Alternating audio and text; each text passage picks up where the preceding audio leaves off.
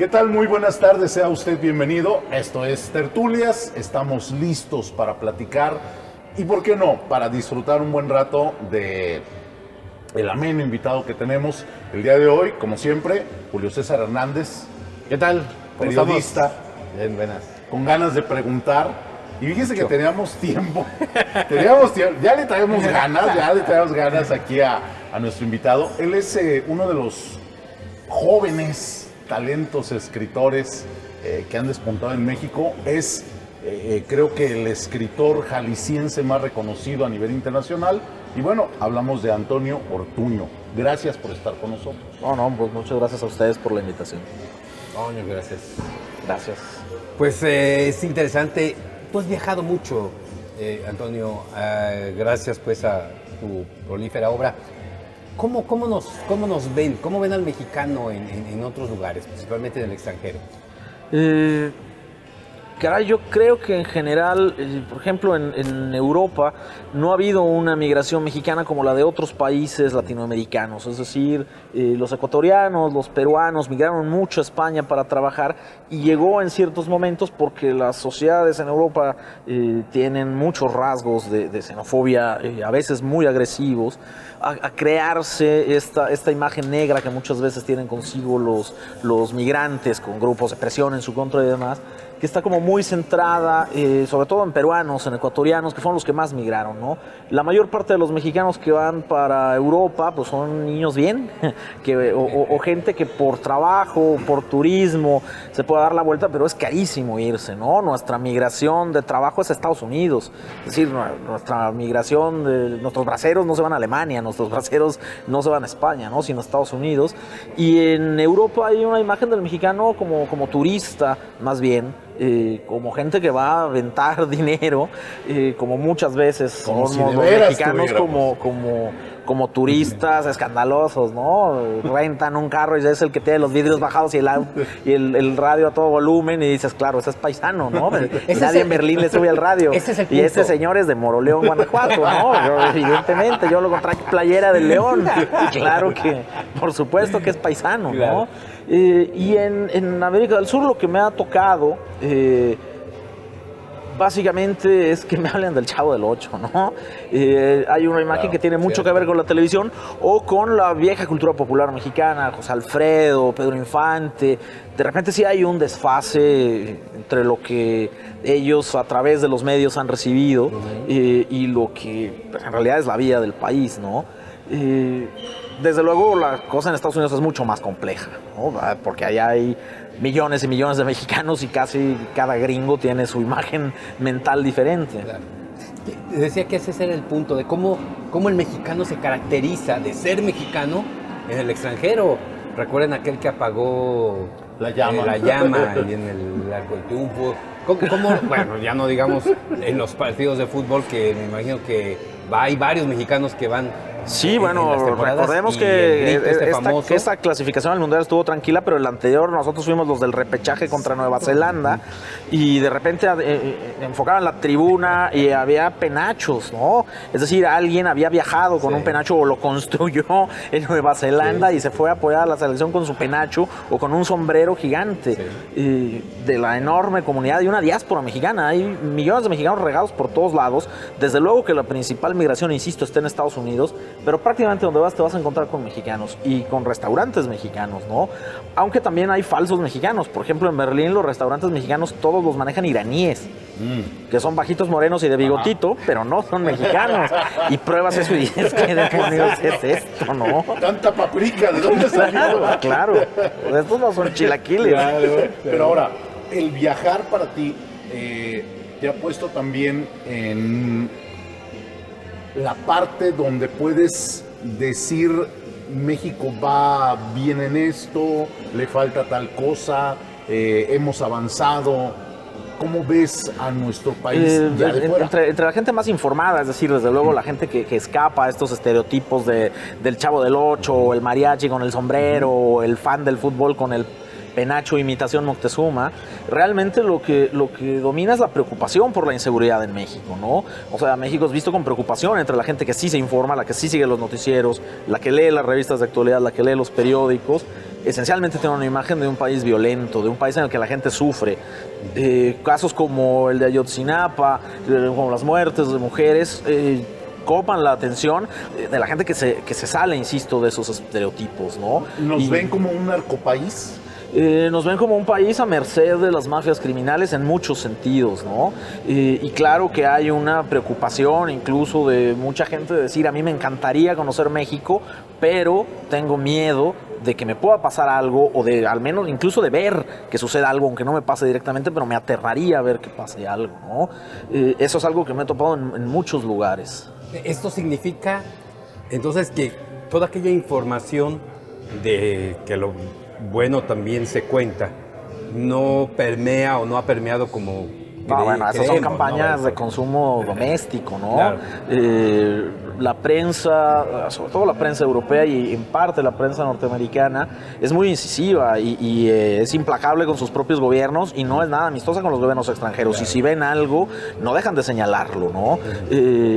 Yo no dudo que haya esfuerzos oficiales por tratar de maquillarle la cosa a ese tipo de prensa, pero me parece que son esfuerzos en su mayoría infructuosos. A ver, México es un país tan interesante y hay tanto que ver que desde luego que sigue llegando muchísimo turismo a sitios como muy particulares. Mucha gente en Europa, desde luego, te habla, por ejemplo, de la Riviera Maya. No es tanta la gente que dice, por ejemplo, pues me voy a ir a recorrer Michoacán, ¿no? Que es un lugar bellísimo, que podría ser un polo turístico del mismo tamaño, pero la gente se siente insegura, ¿no? Por un lado le prometen que va a estar más segura en la península de Yucatán y ve menos noticias que hable de eso, y hay lugares a los que no se anima a entrar, por más atractivos que tengan. Michoacán es un lugar maravilloso, que perfectamente podría ser recorrido por hordas de turistas, pero lo que gana es la sensación de inseguridad, ¿no? Mucho menos Acapulco, que antes era el gran atractivo. Por ejemplo, Acapulco, que en algún momento fue como el gran polo turístico mexicano, pues ahora es relacionado básicamente con la enorme cantidad de noticias terribles sobre violencia en Acapulco y en el resto del estado de Guerrero, ¿no? Y es algo sobre lo que, insisto, en muchos países en Europa, en muchos países en Sudamérica, pues la prensa ha dado cuenta de eso. Hay corresponsales que han hecho incluso investigaciones. Y esto incluso uno como mexicano tiene acceso a esa prensa y uno la puede leer, ¿no? Claro. Muy bien, pues de esto y mucho más todavía nos falta hablar con Antonio Ortuño. Vamos a hacer una pausa. Recuerda, nuestras redes sociales están abiertas para ti, por ahí podemos platicar. Regresamos en un momento.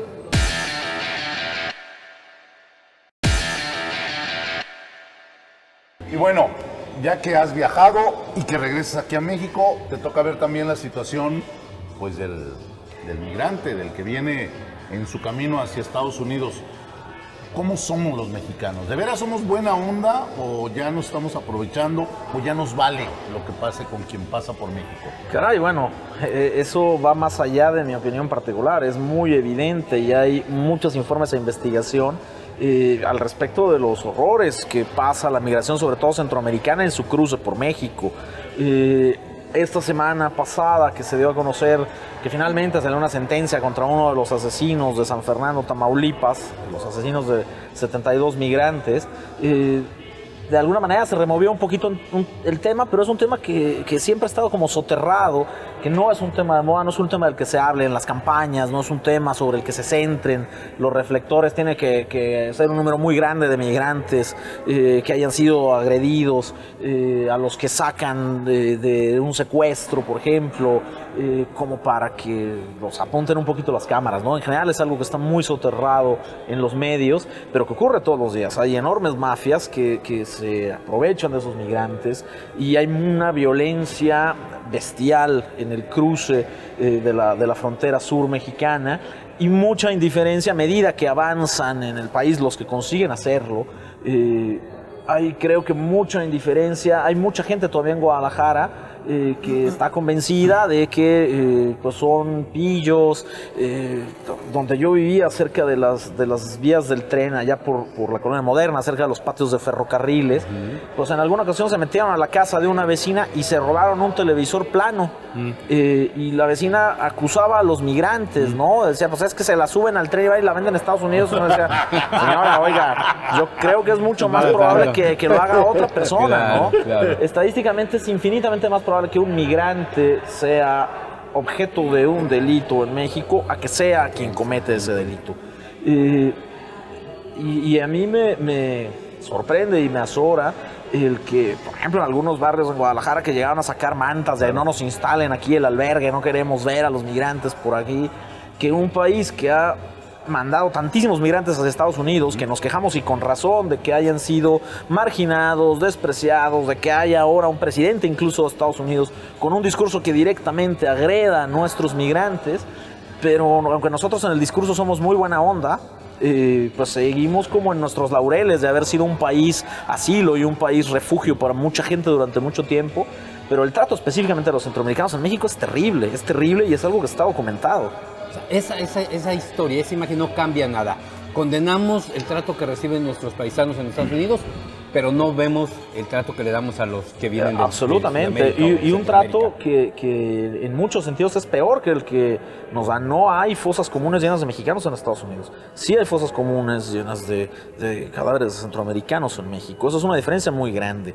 Y no estoy defendiendo para nada los maltratos que puedan sufrir nuestros paisanos en Estados Unidos. Sencillamente aquí es mucho más brutal de cualquier cosa que se haya visto en Estados Unidos. La inmensa mayoría de nuestros paisanos que han muerto en el cruce ha tenido que ver con el desierto, que se pierden en el desierto, ¿no? Desde luego que hay casos de violencia, de tiroteados por la migración o por estos rangers voluntarios que se salen a cazar migrantes. Claro que eso existe y claro que es terrible, pero no de una manera sistemática y organizada por mafias poderosísimas como pasa en el sur de México, ¿no?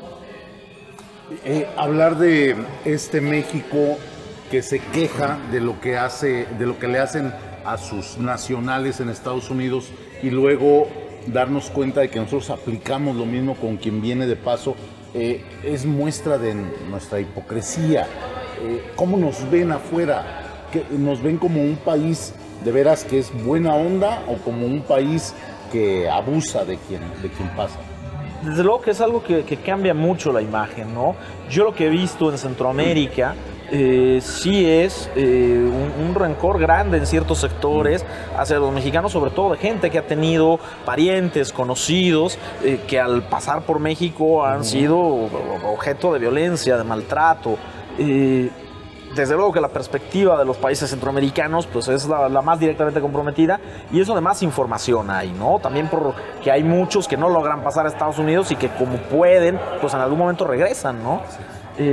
Buena parte de la violencia centroamericana se empezó a dar cuando los propios estadounidenses comenzaron a deportar en grandes cantidades centroamericanos, ¿no? En esta guerra contra las maras. Pues de repente les devolvieron decenas y decenas y decenas y decenas de hombres que habían tenido preparación incluso militar por las guerras civiles y contrainsurgentes que hubo en Centroamérica, y de repente los agarraban enredadas y los regresaban, ¿no? Y se creó un problema de seguridad enorme que nadie ha enfrentado, cuyas principales víctimas son el resto de los ciudadanos centroamericanos, y que ha sido uno de los motores de la inmigración. No solamente es una inmigración económica, hay mucha gente que huye de la violencia de sus países en Centroamérica y que desgraciadamente se la viene a topar en México, ¿no? Entonces esa situación específica, yo creo que cualquier mexicano que visita Centroamérica lo va a percibir, ¿no? Que hay sí una distancia, que hay mucha conciencia de cómo podría ponerse uno, insisto, con un estadounidense, a decirle así como, oye, pues tú serás muy buena persona, pero ¿qué onda con lo que hace tu país con los míos? Y creo que esa es la misma situación, ¿no?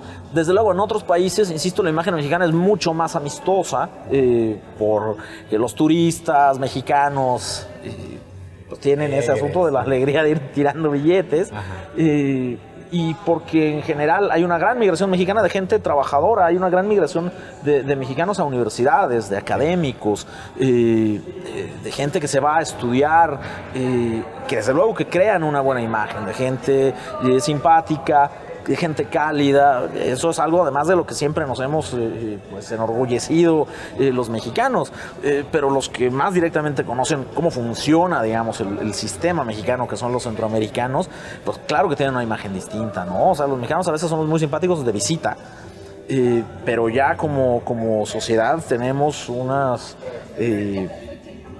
pues unas aristas que pueden ser muy filosas, ¿no? En este terreno de la hipocresía del que hablaba Daniel, para nosotros es muy fácil identificar y decir, es que Colombia, en el caso del narco y de todo esto, y cuando dicen, es que México parece Colombia, los colombianos, por supuesto, se sienten agredidos por esa identificación que se les da. Y los mexicanos por ese comparativo que hacen de Colombia, cuando también nosotros estamos.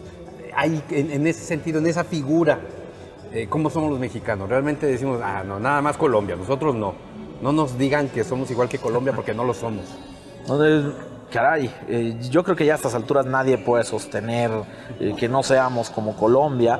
El asunto es que el conflicto colombiano ha sido tan prolongado, han sido generaciones y generaciones, y en México, aunque ha habido muchos problemas, pero no fue un conflicto que creciera a ese nivel durante todo este tiempo, ¿no? Han sido los últimos años, digamos, el último decenio, ponerle un margen, en el que eso ha crecido y ha desbordado de alguna manera los cauces de la vida común y corriente de la gente, ¿no? Y en Colombia a lo mejor son más de medio siglo en que eso ha sucedido, ¿no?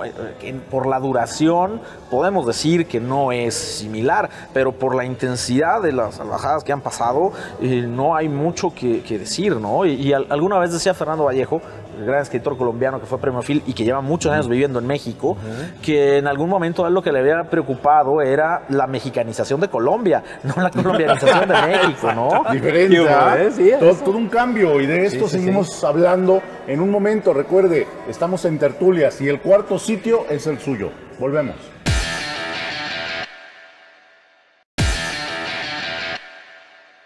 Pues bueno, de regreso con ustedes, hablamos con Antonio Ortuño, un jalisciense exitoso, un mexicano exitoso, que despierta envidias, ¿no? Ay, caray, bueno. Afortunadamente yo le voy a las Chivas y la mayor parte de los pleitos que termino teniendo en redes sociales tiene que ver con eso. Pero sí llega a haber gente que le molesta. Tú conoces el medio literario. Me han contado. Conoces bien el medio literario y lo que sucede con cualquier medio profesional más allá del literario, los dentistas también se echan malo, y uno puso un consultorio que está más lujoso y el otro dentista dice así como, seguro que nomás atiende criminales, le prestó el suegro, por eso está haciendo, no gana tanto. En cualquier ámbito profesional, como vivimos en sociedades en donde la gente se relaciona a través de la competencia y no de la cooperación. Nuestra vida comunitaria es parte de lo que se ha deteriorado muchísimo. Esta vida idealizada de barrio en el que la gente convivía y se cuidaban unos a los hijos de los otros y era una suerte de comunidad, pues se quedó un poco en las películas de Pedro Infante, ¿no?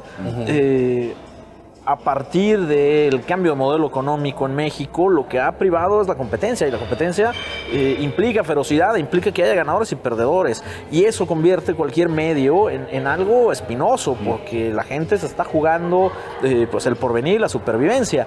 Y en la literatura hay algo añadido, porque en cierta medida pues ser escritor es como ser mesero, como ser enfermera, como manejar un automóvil, pero los escritores también se juegan el ego. No es lo mismo que digan, oiga, señor, se pasó la esquina donde le dije que me bajara. Pues el conductor dice, pues aquí bájese si quiere, ¿no, señor? Y no se siente que no sabe manejar. Si te hacen picadillo un libro, por supuesto, si te dicen, tu texto está horroroso, me dormí leyéndote, por supuesto que es algo que parece ir directamente contra tu esencia como persona, ¿no? Porque la gente que escribe, en muchas ocasiones, no tiene una distancia crítica con lo que hace, porque pone todo en los textos. Y eso hace que sean, en ocasiones, pues pugnas muy dolorosas para la gente, ¿no? A alguien que le rechazan un manuscrito de una editorial, pues desde luego que se siente humillado.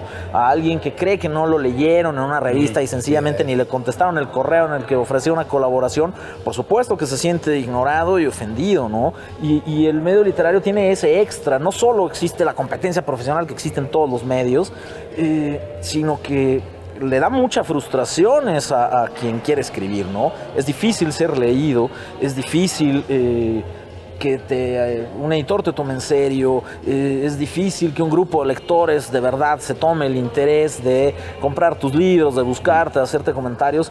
La verdad que suceda eso es complicado y no queda muy claro para nadie cómo se logra, ¿no? Es algo que a veces pareciera tener incluso elementos de azar. Entonces, yo creo que eso es lo que hace que de repente ese medio literario que cuando uno lo menciona, pues hasta sale la risa sarcástica de decir, pues ya ves cómo son. Claro, pero hay ciertas razones para que la gente sea así, ¿no? Claro. Y en ese sentido, hablábamos del México y del mexicano. Los escritores mexicanos, tú en tu caso, de repente se sienten así como presionados a escribir algo para tratar de mejorar esa imagen o para contrarrestar esa imagen que se tiene ahí. No, pero eso, yo creo que es algo que yo me voy a mi puedes mundo cambiar la realidad escribiendo un libro, ¿no? Es decir, si yo escribo un libro en el que México es un paraíso turístico, pues lo que estoy haciendo es publicidad, ficción. No estoy haciendo literatura, ciencia ficción. Sí. Yo creo que la literatura más bien es un espacio de conflicto. Yo creo que México es incluso más severamente tratado en los libros en los que se indaga un poco esas realidades contemporáneas a través de la literatura. Creo que es mucho más severo incluso a veces de lo que se ve en los medios, ¿no? Porque yo creo que no le corresponde a los escritores el maquillar nada de lo que pase, al contrario, tiene que estar ahí y existe esa posibilidad de señalarlo y de decir, aquí es donde estamos viviendo, ¿no? También a la vez creo que las cosas particulares sobre eso, quien lo cubre mejor es la prensa. Yo creo que no le corresponde a un escritor ir a investigar y sacar las verdades. Si hace eso, está haciendo periodismo. Y yo tengo todo el respeto del mundo por el periodismo. He sido periodista durante mucho tiempo. Tampoco creo que sea la misión del escritor, estás buscando conspiraciones o resolver el caso. Sencillamente, yo lo que creo más bien es que no se puede escribir de espaldas a eso, o al menos yo no puedo, y creo que somos varios los que decimos, bueno, si está pasando esto, si en esto estamos viviendo, en esta hiperviolencia, en esta sociedad en la que el campo está vacío por la migración, está absolutamente golpeado por el crimen organizado, en el que hay pocas oportunidades para los jóvenes, que hay un panorama bastante negro que vemos día a día, no se puede escribir, creo yo, o al menos yo no puedo, haciendo que eso no existe, ¿no? Y escribir sobre Narnia y los unicornios y demás implica mucho talento literario, también es literatura, pero para mí directamente, por lo que yo quiero escribir, no funciona, ¿no?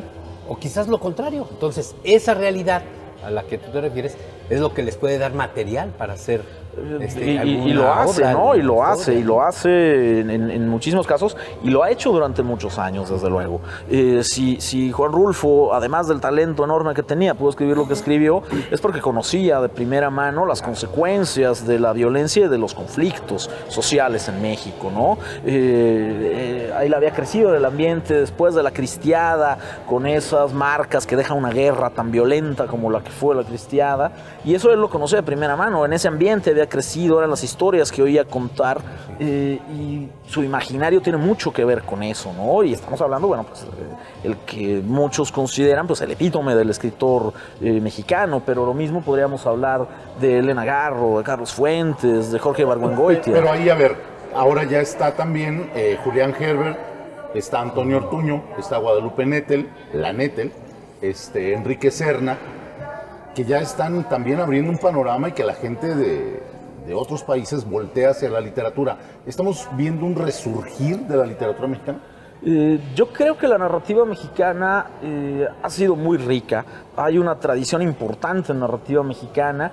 Quizá lo que ha pasado en los últimos años es que ha habido más escritores que desde la periferia, que fuera de esa concentración absoluta que hubo durante tantos años de la Ciudad de México, que si querías ser escritor te tenías que ir a la Ciudad de México, porque si no nadie te conocía, y si no no ibas a publicar, y terminabas escribiendo sobre la Ciudad de México, y todo se concentraba terriblemente.